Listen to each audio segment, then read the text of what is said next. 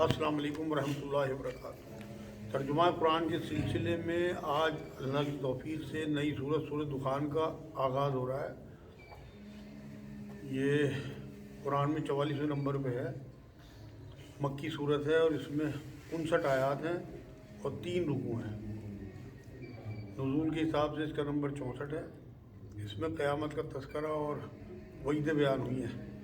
الحمدللہ رب العالمین والصلاۃ والسلام علی رسول الکریم وعلی آلہ وصحبہ اجمعین، اما بعد۔ اعوذ باللہ من الشیطان الرجیم، بسم اللہ الرحمن الرحیم۔ رب اشرح لی صدری ویسر لی امری واحلل عقدۃ من لسانی یفقہوا قولی۔ سبحان ربک رب العزۃ عما یصفون وسلام علی المرسلین والحمدللہ رب العالمین۔ شروع اللہ کے نام سے جو بڑا مہربان نہایت رحم فرمانے والا ہے۔ سورہ دخان آیت 1 ہا میم، یہ حرف المقطعات ہیں، ان کا علم صرف اللہ اور اس کے رسول ہی کو ہے۔ قسم ہے اس وضاحت والی کتاب کی، یعنی قرآن کی، یقیناً ہم نے اسے بابرکت رات میں اتارا ہے، بے شک ہم ڈرانے والے ہیں۔ یہاں اللہ نے قرآن میں جو لیلۃ القدر میں اتارنے کا ذکر کیا ہے، سورہ بقرہ آیت 185 میں بھی گزرا ہے کہ رمضان میں قرآن اتارا اللہ رب العزت نے۔ یہ قابل قدر رات ہے۔ قرآن سے جو بھی چیز وابستہ ہوئی وہ محترم ہو گئی، چاہے مہینہ ہو، چاہے سال ہو، چاہے نبی اکرم صلی اللہ علیہ وسلم کی ذات مبارک ہو، چاہے رات ہو، غار ہو، فرشتہ ہو، یہاں تک کہ یہ عشرہ جو رمضان کا ہے یہ بھی مبارک ہے، جو آخری عشرے میں لیلۃ القدر آتی ہے۔ یہاں رات کا ذکر ہے، برکت والی رات ہے۔ حدیث میں ہے رمضان کے آخری عشرے میں آتی ہے، تاک راتوں میں تلاش کرنے کا حکم دیا نبی اکرم صلی اللہ علیہ وسلم نے۔ یہ ایک حساب سے شارٹ کٹ ہے، کیونکہ 1000 مہینوں سے افضل بتایا قرآن میں اس رات کی عبادت کو۔ مطلب 1000 جو مہینے بیٹھتے ہیں وہ 83 سال 4 ماہ بیٹھتے ہیں لگ بھگ۔ اس سے ہی بہتر بتایا، کتنا بہتر ہو تو اللہ کی شان ہے۔ قرآن میں اسی نام سے، سورہ قدر کے نام سے پوری سورت اتری ہے۔ اس میں کہا گیا ہے کہ ہم نے قرآن شب قدر میں نازل فرمایا، پھر 23 سال میں حسب ضرورت نبی اکرم صلی اللہ علیہ وسلم کے قلب اثر پہ اترتا رہا۔ یہ اسی رات کا اس صورت میں ذکر ہے۔ یہاں اللہ نے کہا کہ ہم ڈرانے والے ہیں، مطلب وارننگ، کتاب کے ذریعے اللہ نے وارننگ دی ہے لوگوں کو کہ اگر تم نے نہ مانا شریعت کو اور کتاب کو تو آنے والی جو زندگی ہے اس میں حساب کتاب کے بعد تمہارے لیے فیصلے کیے جائیں گے، مطلب اچھوں کو اچھا اور بروں کو برا بدلہ دیا جائے گا۔ اسی رات میں ہر ایک مضبوط کام کا فیصلہ کیا جاتا ہے۔ یہ بڑی اہم آیت ہے کہ اگلے سال کے سالانہ معاملات فیصلے طے کر کے فرشتوں کے حوالے کیے جاتے ہیں۔ اس کا نزول بھی ہوتا ہے رات میں فرشتوں کا، اور وہ سارے امر لے کے اللہ کے وہ اترتے ہیں۔ اس رات میں جو پوری کتاب نازل ہوئی، اسی رات میں نبی اکرم صلی اللہ علیہ وسلم کے درجے بلند ہوئے۔ تو یہ ایک ایسی مضبوط کام والی رات ہے کہ کسے پیدا ہونا ہے، کسے مرنا ہے، کون اوپر جائے گا، کون کیسا خیر ہے، کتنی شر ہے، روزی موت وغیرہ سب جو ہے فیصلے اللہ کراتا ہے، کیا واقعات ہونے والے ہیں۔ تو حالانکہ مشہور کر دیا گیا کہ شب قدر شب برات کو، لیکن جبکہ قرآن جو ہے صاف طور پہ شب قدر کی بات آخری عشرے میں جو رات آتی ہے اس کے بارے میں حدیثوں سے ثابت ہے بات۔ بہت سے لوگ جو شب برات میں کہتے ہیں وہ سمجھ لیں کہ یہ رات شب رات والی رات نہیں ہے جو 15 شعبان کو ہوتی ہے، بلکہ یہ آخری عشرے میں جو تاک راتیں ہوتے ہیں 21، 23، 25، 27، 29، ان میں سے کوئی ایک رات ہے۔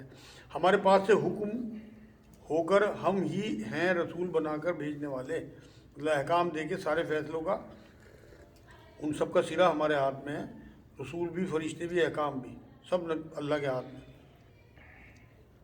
آپ کے رب کی مہربانی سے وہ وہی ہے سننے والا جاننے والا، مطلب کتاب بھیجنا اسے سمجھانے کو، رسول بھیجنا اس کی مہربانی ہے۔ جو رب ہے آسمانوں کا اور زمین کا اور وہ جو کچھ ان کے درمیان ہے، اگر تم یقین کرنے والے ہو، مطلب ہر مخلوق کو پالنے والا، چاہے اللہ کو مانے اور چاہے اللہ کو نہ مانے، تب بھی کافروں کی دعائیں بھی، رزق بھی، صحت بھی، سب اللہ قبول بھی کرتا ہے، دیتا بھی ہے، کیونکہ وہ رب ہے۔ ربوبیت میں آتا ہے کہ وہ سب کو دیتا ہے، چاہے مانے یا نہ مانے کوئی اسے۔ یہاں اللہ نے وہی کہا کہ وہ جو رب ہے آسمانوں کا اور زمین کا اور جو کچھ ان کے درمیان ہے، اگر تم یقین کرنے والے ہو، ہر چیز کو سمجھانے والا، بھیجنے والا، مخلوق کو پالنے والا، ربوبیت میں سب کچھ آتا ہے، کوئی معبود نہیں اس کے سوا، وہی جلاتا اور مارتا ہے، وہی تمہارا رب ہے اور تمہارے اگلے باپ داداؤں کا، مطلب زندگی اور موت دینے والا اللہ ہے، کوئی جادوگر نہ بچے روک سکتا ہے نہ موت دے سکتا ہے۔ سورہ اعراف 158 نمبر میں بھی اس جیسی یہ آیت گزر چکی۔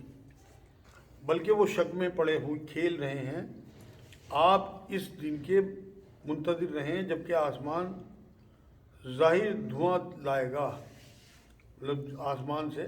اس آیت میں دو صحابہ کا اختلاف ہے، عبداللہ ابن عباس کا کہنا ہے کہ قیامت کے قریب کے دھوئیں کا ذکر ہے، اور ایک صحابی یہ کہتے ہیں کہ کفر کی وجہ سے قحط پڑا تھا مکے میں، تو حضور اکرم صلی اللہ علیہ وسلم بد دعا کے بعد قحط جو پڑا تو اس کے بعد یہ لوگ حضور کے پاس آئے اور کہا کہ اس عذاب کو ٹلوا دیں تو ہم ایمان میں آ جائیں گے۔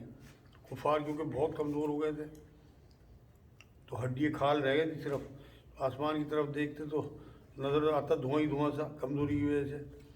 تو دونوں ہی باتیں ٹھیک ہیں، واقعہ بھی ہو چکا اور قیامت کا منظر بھی آنے والا ہے۔ بھوک سے نبی اکرم صلی اللہ علیہ وسلم سے دعا کے لیے جب آئے تو ایمان کی بات کہی، مگر حالات ٹھیک ہوتے پھر کفر میں لگے، بعد میں جنگ بدر میں پھر جہنم رسید ہوئے۔ یہاں اللہ نے وہی بات کہی ہے کہ بے شک وہ شک میں پڑے کھیل رہے ہیں، مطلب حق دلائل سامنے آنے کے بعد بھی مذاق اڑا رہے، شک میں مبتلا ہیں۔ آیت نمبر 11، جو لوگوں کو گھیر لے گا یہ دردناک عذاب ہے، مطلب جو دھواں سا نظر آ رہا ہے قیامت میں یا عذاب کی شکل میں انہیں گھیرے گا، کہیں گے کہ اے ہمارے رب یہ آفت ہم سے دور کر، ہم ایمان قبول کرتے ہیں، مطلب کہیں گے اس ٹائم، لیکن اس ٹائم کہنے کا کوئی فائدہ نہیں ہوگا۔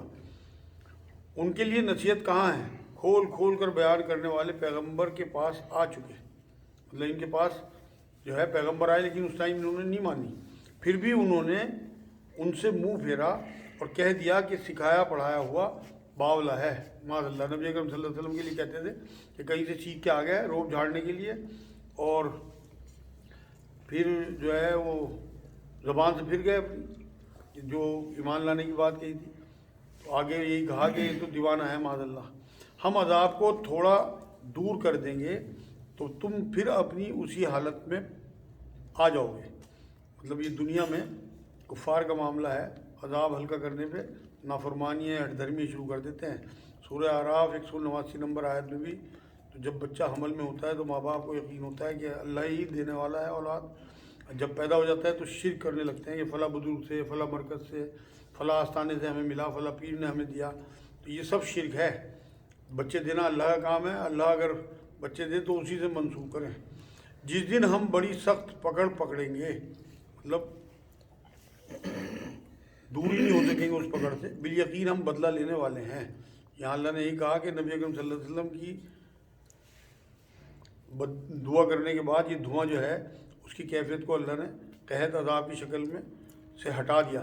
مکے والوں پہ جو پڑی ہوئی تھی سورہ یوسف، جیسے یوسف علیہ السلام نے کہا تھا قحط کے سال، اسی طرح سے وہ اس سال وہاں پہ قحط کا بہت زیادہ پڑا تھا مدینے میں، پھر نبی اکرم صلی اللہ علیہ وسلم نے دعا کی تو اللہ نے اس عذاب کو ہٹا دیا تھا، لیکن یہ اپنی زبان سے پھر گئے تھے۔ یقیناً ان سے پہلے ہم قوم فرعون کو بھی آزما چکے ہیں، جن کے پاس اللہ کا باعزت رسول آیا، مطلب موسیٰ علیہ السلام آئے تھے ان کے پاس، کہ اللہ تعالیٰ نے بندوں کو میرے حوالے کر، اللہ تعالیٰ کے بندوں کو میرے حوالے کر دو، یقین مانو کہ میں تمہارے لیے امانت دار رسول ہوں۔ مطلب بنی اسرائیل کو آزاد کرانے کے لیے موسیٰ علیہ السلام جو مشن لے کے آئے تھے، فرعون سے کہا کہ انہیں میرے حوالے کر دو بنی اسرائیل کو، اللہ نے مجھے بھیجا اور میں اللہ کی امانت، اس کا پیغام پہنچانے کے لیے امانت دار رسول ہوں تمہارے پاس جو آیا ہوں، اور تم اللہ تعالیٰ کے سامنے سرکشی نہ کرو، مطلب رسول کا انکار کر کے بالکل سرکشی نہ کرو، میں تمہارے پاس کھلی دلیل لانے والا ہوں، انکار کی گنجائش نہیں ہے، حجت قائم ہو جائے گی اگر تم جو میرے معجزے ہیں ان کا انکار کرو گے، اور میں اپنے اور تمہارے رب کی پناہ میں آتا ہوں اس سے کہ تم مجھے سنسار کر دو۔ جب فرعون نے موسیٰ علیہ السلام کو قتل کرنے کی دھمکی دی تو انہوں نے اللہ کی پناہ مانگی، اور اگر تم مجھ پر ایمان نہیں لاتے تو مجھ سے الگ ہی رہو، مطلب ایمان نہیں لاتے نہ لاؤ، لیکن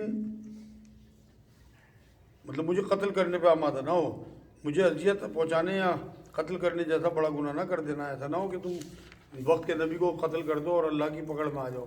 پھر انہوں نے اپنے رب سے دعا کی کہ یہ سب گناہ گار لوگ ہیں، مطلب مایوس ہو کے کہ ان پہ دعوت کا کوئی اثر نہیں ہوا اور بالکل یہ نافرمان اور کافر ہی رہے۔ ہر نبی نے بالکل مایوس ہونے کے بعد پھر اللہ سے دعا کی، پہلے تو اپنی کوشش کرتے رہے۔ میں نے کل بھی آپ کو بتایا تھا جیسے نوح علیہ السلام نے بھی بد دعا کی پھر اپنی قوم کے لیے، اور جب کہا کہ ربی انی مغلوب فانتصر، اللہ مجھے تو انہوں نے بالکل مغلوب کر دیا، اب تو ہی فیصلہ چکا دے۔ اس کے بعد ہی پھر جو عذاب آیا تھا سیلاب کا۔ آیت نمبر 23، ہم نے کہہ دیا کہ راتوں رات تو میرے بندوں کو لے کر نکل، تم یقیناً تمہارا پیچھا کیا جائے گا۔ مطلب دعا قبول ہو گئی جب انہوں نے دعا کی پریشان ہونے کے بعد کہ اب یہ ایمان نہیں لائیں گے، تو اللہ نے کہا کہ تو بنی اسرائیل کو لے کے نکل جا اور گھبرانا مت، پہلے آگاہ کر دیا تاکہ احتیاط اور جلدی کریں کہ تمہارا پیچھا کیا جائے گا۔ تو دریا کو ساکن چھوڑ کر چلا جا، بلا شبہ یہ لشکر غرق کر دیا جائے گا۔ مطلب لاٹھی مارنے سے دریا جو ہے وہ خشک ہو گیا تھا، اور دریا پار کر کے ایسا ہو گیا جیسے سڑک بن جاتی ہے۔ تو اللہ نے حکم دیا موسیٰ علیہ السلام کو ایسے ہی چھوڑ دینا، پیچھے نہ دیکھنا، بڑھ جانا آگے، نکل جانا مطلب تم، اور میں باقی جو پیچھے لوگ آئیں گے انہیں غرق کر دوں گا۔ دریا پھر اپنے پانی کی صورت میں آئی اور پھر ان سب کو ڈبو دیا۔ وہ بہت سے باغات اور چشمے چھوڑ گئے، مطلب فرعونی غرق ہو گئے، ان کے مال و متاع، محل، باغ وغیرہ جو ہیں وہ سب یہی رہ گیا، ساری کی ساری ان کی ترقی۔